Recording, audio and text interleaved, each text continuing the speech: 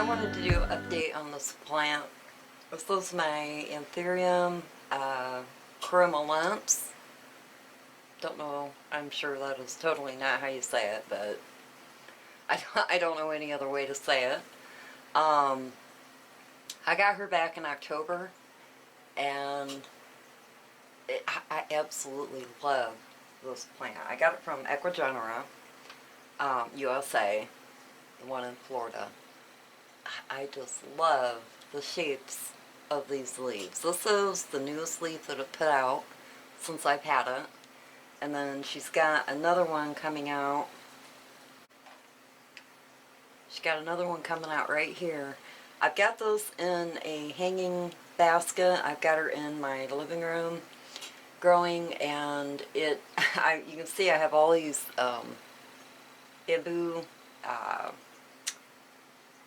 stakes, whatever they're called, in here trying to hold her up. The leaves were all flared out when I got her, and I'm just trying to train her to kind of go up, and trying to get her to grow all in one direction just for saving space purposes. And I'm sure you guys all know how that is. So trying to get her to grow in one direction. And so far this newer leaf coming out is heading this way. So pretty happy about that. I'm kind of hoping, I've got this one, or no, this is a newer one. This is one she just put out. And I've got her staked up also right here. But hopefully one day she will just all kind of grow in one direction. I take care of her just like any other Anthurium that I have. Keep the soil moist, put her in light, airy soil mixture, which what I use is just soil and a whole lot of perlite, and then a little bit of spag moss mixed in here and there, not a lot. You just want it to be nice and airy. You don't have to use bark. You can just put a whole bunch of perlite. I just put a whole bunch of perlite in mine, and all my Anthuriums seem to grow really nicely. They like it. It's still a nice airy soil, and it drains really nicely. So it holds moisture, but yet it's not keeping everything sopping wet, and there's a lot of air in between all the roots.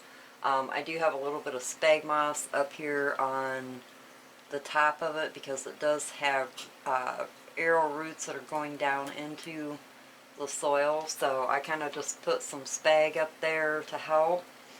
I have her in like a medium light. It's not super bright. I have her next to my west window, and then there's also a grow light off to the side. But I just love these leaves. I love the shape of them. They get a little more color to them in the veining as the plant matures from the pictures that I found online. So I can pop up a picture of it more mature.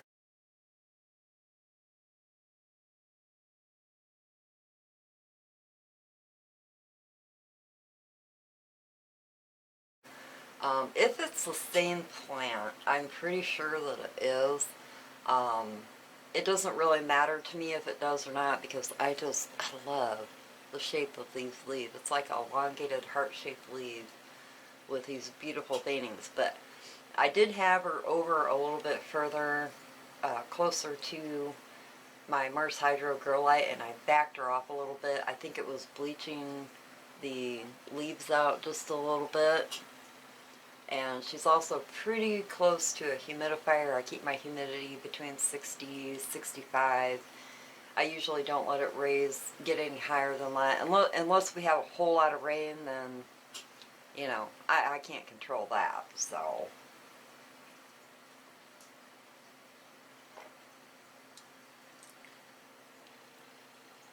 But it is a beautiful plant. I really like it. I'm glad I got it. There's the back side. I just think she's really pretty. I think I've cut one leaf off since I've gotten her a leaf that come with her. That it got kind of yellow and died back, which is normal. Your bottom leaves are going to do that. And it's going to keep growing. The stem on this thing it gets really long. So you want to kind of keep spag moss going up her, so you can see right here there's a bunch of air roots. There's air roots here. At every node there's leaves popping out, and there's air roots popping out. So I'm assuming, I've never tried propagating any of my anthuriums, but I would think this one would be a really good one and an easy one to propagate because of how long the stem gets. I'm assuming this plant would get pretty darn tall.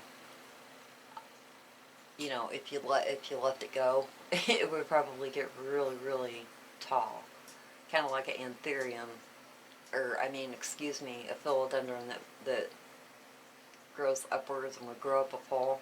This actually might be a good candidate for a pole someday. Maybe someday when she gets too big to have hanging, maybe I will go ahead and put her on a pole and just let her keep growing up.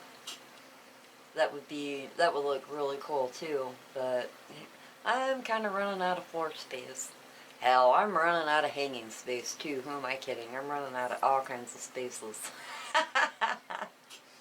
But I just wanted to show her to you. I did an unboxing video on this plant when I first got it, and I really, really like it. I think she is very pretty, which is one of the reasons why I like keeping her out of my living room. That way I can see her, because that's where I spend the most time. But very, very pretty plant. Excited to have her, excited to see what she's going to end up looking like in a couple of years, and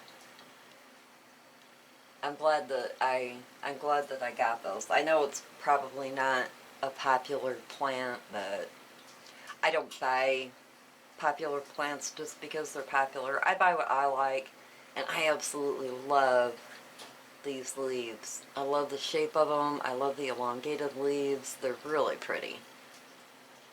Look at that one. This had a little bit of damage when it come to me. It had a hole or a rip right here. It had these fungal spots, but I treated them with my neem oil and they have not progressed any further, so I'm real happy about that. And then some of this damage on this newer leaf, I think, is because I had it way too close to my Mars Hydrolite. It doesn't need that much light, so I backed her off now, so she should be pretty good for now. But that's it on the update. I just wanted to show her to you guys, because I love it so much, and I think it's very pretty. And it was a pretty inexpensive plant. I think it was only, I don't know, I don't remember exactly, $30 or $40. I think it was like $40, and that included shipping, if I remember correctly. So, not a big, huge, expensive plant. So, alright guys, I am going to let you go, and I will talk to you later. You have a great day. Bye!